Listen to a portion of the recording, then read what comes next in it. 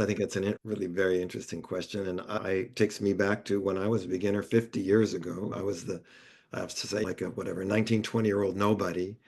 But what I know for the beginners is that you can, if you are committed, if you're curious, and if you are really, I think, especially when we're talking about coaches and people who want to help other people, to me, that's always been the one belief that I had from the very, very beginning, even when all we had was the meta model.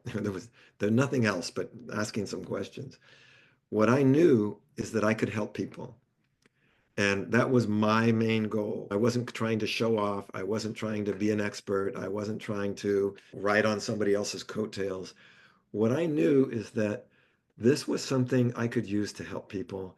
And that was my main focus. And I think even with the most rudimentary sleight of mouth, even if you only knew one pattern, you can actually help people. That's the amazing thing.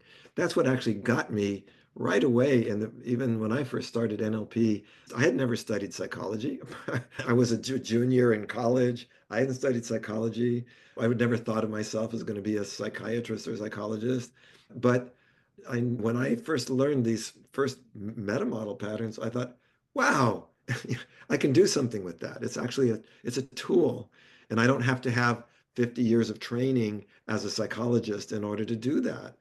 And because I think a good tool distills that experience into something that a beginner can use without having to have X number of years of training. Not that those years aren't helpful, that they enrich you and you become more wise and everything. But as a beginner, if you want to help people, and you just even know a few of these patterns, you can do magic.